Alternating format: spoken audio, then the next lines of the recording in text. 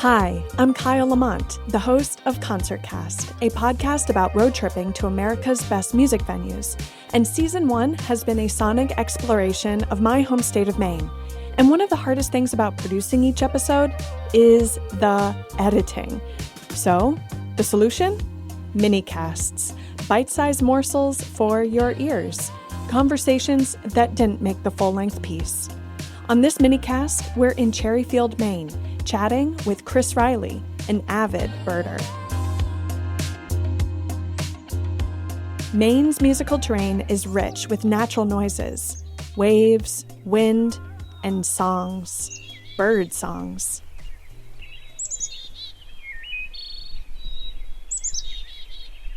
My first word ever spoken was bird. Really. I mean, my mom just told me that as I was writing this episode. Sort of cool, right? But it's not like I grew up an avid birder or anything like that. But I definitely stop everything when I see a falcon or a hawk swoop from the trees. And it's quite fun to watch our resident bald eagle I've named Bruiser fish for dinner. But nothing makes me more happy than seeing a blue heron perched on the pier, delighting in sunset, or listening to loons call out for their loved ones. Birds are everywhere, which means there are lots of birders too. The U.S. Fish and Wildlife Service estimated back in 2016 that there are 47 million birders, and the more active away-from-home birders generated close to $107 billion in travel and gear. I mean, that's cuckoo, right? While wandering the woods in Maine, our biggest music venue, if you will, I love hearing a bird sing. I admit I don't know who is singing or why, but it gives me great joy. And much like a band or a genre of music, birds sound different everywhere you travel. I was just reading the other day that a cardinal down south actually sings. It's the same song, but it's like really different than one that's here. They play like more jazzy down south, but up here, like in the Northeast, they play like more bluegrassy. That's Chris Riley. He graduated from the University of Maine at Machias with a degree in avian ecology and conservation biology. Machias is like some of the best birding in the country, you know, between warblers and shorebirds, ducks. When I was in college, I did more driving and birding than I probably did schoolwork, you know. I was like, I'd rather be out there driving around trying to find these birds. And when they come back in the spring, like, you get like your palm warblers first, and then your yellow rumps and magnolia warblers. Especially here, it's like deafening. I mean, if you're out at 4 o'clock in the morning waiting for sunrise on a hot, nice day in Washington County, it is crazy. Like, most people have a hard time distinguishing how many birds are singing at one moment, because it seems like one bird's singing like a crazy song, but it's actually like 60 different birds singing at once, you know. It is crazy around here. And it's partly because we have so many bugs. The mosquitoes and the black flies are ruthless, but that's what the warblers eat. He worked with the Fish and Wildlife for years as a bird researcher, and now works as a full-time mason. I used to talk about birds all the time, but I don't as much because I think my friends got annoyed with me. They were like, cool, Riley, another bird. Describe that feeling you get when seeing a bird or hearing a bird. It's almost like the dog where your tail goes up. It's like my eyes focus right to where I think it is. He lives off the grid on Sprague's Falls Road in Cherryfield, Maine, in a cabin that's powered by solar. In the summertime, it's easy to spot his house from the road. Just look for rows of sunflowers that he grows. And he in many ways is sort of like a sunflower, tall, blonde, with a beaming smile. And Sprague's Falls Road, might I add, is a very cool community. Not just like your community of people that you see once in a while, but our friends that we all get together like once a week and play game night. And there's like 20 of us now. I mean, there's so many of us who've moved to the road. So we're on a dead-end street. A lot of dirty old hippies used to be, and now we've kind of taken it over. What types of birds would you say people who live on Sprague's Falls Road are most like? We're kind of like terns, you know, like they're communal birds. And I'm a communal person, definitely. Like, as much as I like to think I'm a hermit sometimes, I still need my friends and my other like family, I guess. Common terns, Arctic terns, and roseate terns nest on the outer islands here. And like Petite Manane, I think, has like 3,000 breeding pairs.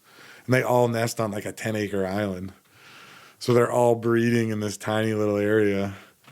And I'm not breeding, but I definitely like having all my similar friends close by. I met Riley through Emma Temmie of Maven, who is his neighbor, and was fascinated by how much he knew about birds.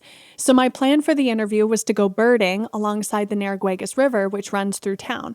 But it was just too damn cold out. So instead, we fire up his wood stove and watch chickadees eat from a huge bird feeder that stands outside his window. And they're the black-capped chickadees, so they're like these tiny little fuzzballs because they always seem puffy, or maybe they're just fat. But they're like black and white, you know, just black and white too, because we do have boreal chickadees up in northern Maine, but they have like brown streaking on their sides instead of all white on their belly. What does a chickadee sound like? He's the one who's cheeseburger.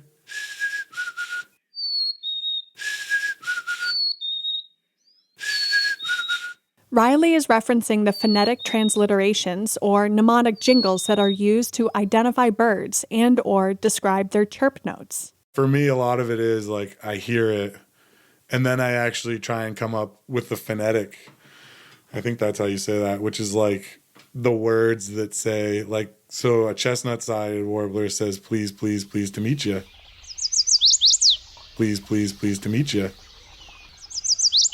And like that just clicks in my head when I hear it. I'm like, oh, chestnut-sided warblers are back, you know. Black-throated green warblers is, I am black and green. Or trees, trees, beautiful trees.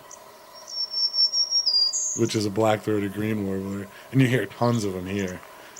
So they like, oh, once you start hearing them, my brain just connects right to it now. But even every spring, like I have to listen. I have all these old tapes that are on a mini disc. And every spring I listen to them. Because even if you're the best birder in the world, you still have to listen to the birding over, the bird song.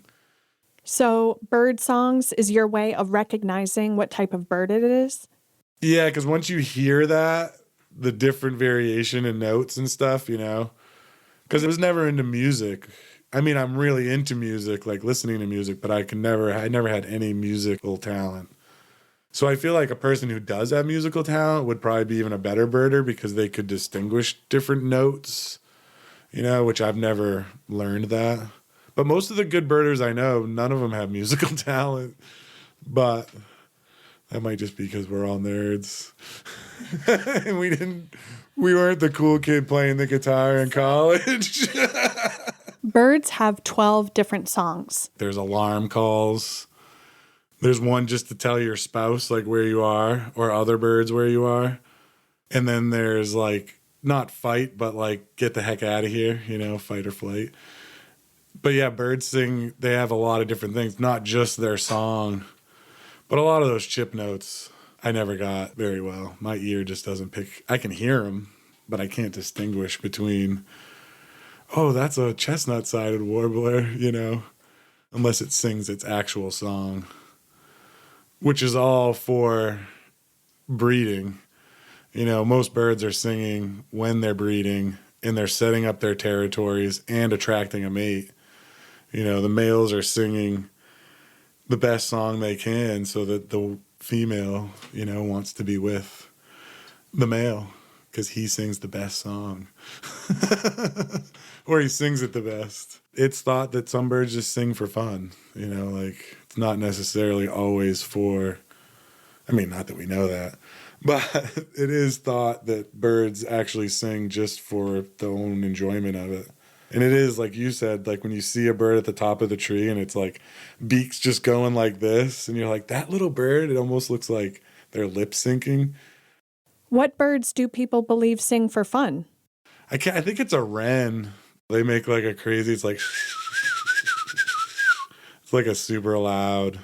And like a winter wren, which we have a lot around here. They're like one of the smallest birds we have around here, probably, but they were like one of the loudest song for a small little bird. Obnoxious sound almost.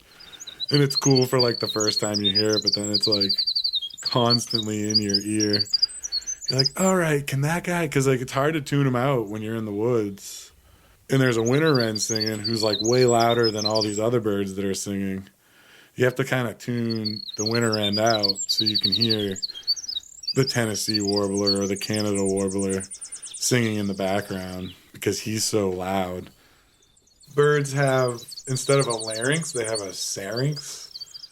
So there's like two airflow pieces that come up into the like our larynx, but they have two that come up into their syrinx, and they can actually like close off one side and sing out of one side alone, and then like breathe through the other side while still singing. So they can like constantly sing, some birds, because they can take in air through the other side. Or they can sing two songs at the same time because there's, well, not two songs, but two sounds. Because the right side will sing one thing and then the other side will be doing something else. It's kind of crazy that they like have developed that over the years. And birds are reptiles. Did you know that? Would that help explain why water birds can withstand colder temperatures? My dad was just asking me that the other day on the phone. He's like, how can their little tiny legs not freeze? And I was like, part of it is their metabolism is so fast. Their metabolism's like, I don't know how much faster than ours, but it's ridiculously fast. And that's how they stay warm. And they poof up. You see them like in the feeder all poofed out. And that's because they're like radiating, trying to stay warm and creating insulation, like the air spaces in between, just like we do in the house. Why does a loon's call sound so different compared to birds who live in the woods? Well, a loon or any bird that's on like a lake or something like that, that's like an open area, has a way different song or call than like a bird in the trees.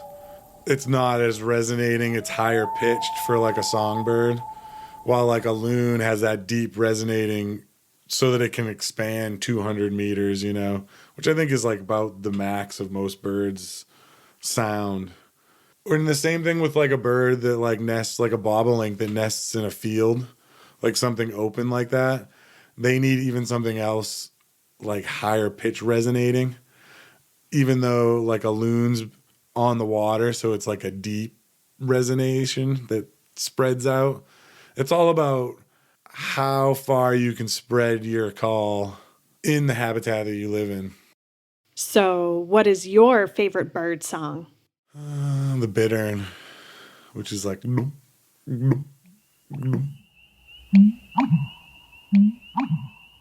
they like make it deep in there.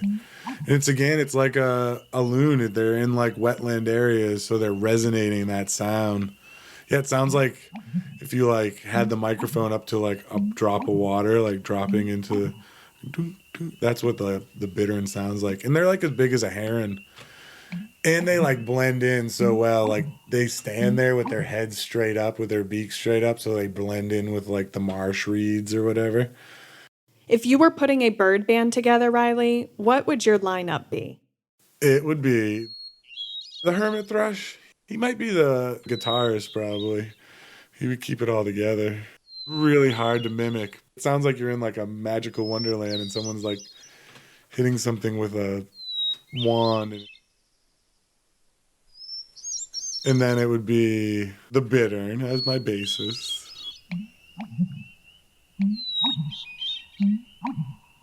And then the golden crown kinglet. I think he'd be a backup singer.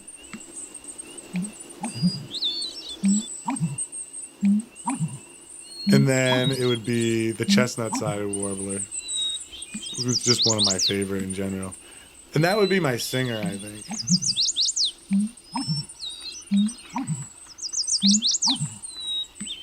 And what would the name of your bird band be? Bird Brains. In this spring, we had prairie warblers down on Pigeon Hill Road. And someone said they heard him there. And I was like, no way. I was like, I don't believe it. But then once you hear it and see the bird at the same time, it's so... Because just hearing it sometimes, you're like, I know that's, you know, a chestnut-sided warbler, but it's pretty rare you get to see a lot of these little birds because you could be searching for hours. You can hear them singing and you know they're there, but to find them is like, oh yeah, but the prairie warbler. So then we went down there and we're way out of there, or not way out, but 100 miles north of their range. And there they were in this little scrub, old clear cut on the tops of the trees. There was like 6 of them. And they were all just singing away at the tops of the trees. Would you say that birding is cool because it allows you to get off the beaten path? Yeah, you get to go to places most people don't drive to. We used to go out into the mud flats and drive all the way through the mud flats to Shorebird. You still can do it up by Cook's Cannery. Yeah, you get to go to all these cool spots. You go down all these dirt roads that most people aren't, like the Burn Road up in Topsfield, which is like famous around here for like ladderback woodpeckers and blackback woodpeckers. And I think we can all relate to that moment of connection when you're privy to an intimate concert in the woods. Yeah, especially when you're just watching the bird and you just don't stop, especially if it's something rare. Like, we used to get Barrow's golden eyes, and it'd be like 0 degrees out. And me and Barry would be like outside the car with our spotting scopes, just watching this bird for as long as we could before it flew away, because you might never see another, you know. According to Bob Duchenne, the vice president of Maine's Audubon chapter in Penobscot Valley, and who developed the Maine Birding Trail, there are a few differences between being a birder and a bird watcher. A few are, if you have binoculars, you are a bird watcher. If you have binoculars that cost more than your monthly mortgage, you're a birder. If you notice birds while traveling, you're a bird watcher. If you travel to see birds, you're a birder. If you drive to see a rare bird in Maine, you're a birder. He says that over time, even the most casual bird watcher gets better at identifying birds. But birders are continuously working to improve their skills. They go on walks, field trips, and tours.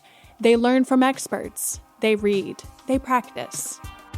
As we watch the chickadees devour seeds, fly away, chirp, and be merry, out of nowhere, a blue jay and then a gold-headed finch join, and we go crazy for the moment.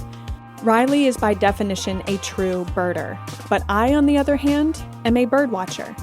But one thing we have in common, birds make us both sing for joy. To hear full-length episodes on Down East Maine's live music scene, subscribe to ConcertCast on your podcast app of choice and type in concertcast.live to build your own music-centric itinerary and to learn how you can be part of the show. And find us on Spotify to download a Maine music playlist. Mark Tuckashan is our resident mastermind, and Peter McGill is our editor and engineer. Special thanks to Chris Riley, and to Pepper Little, Amy Charlie, Abby Rock Jessamine, Corey Chandler, Emma Temmie, Eddie Contento, Jesse Kudo, and thank you for listening.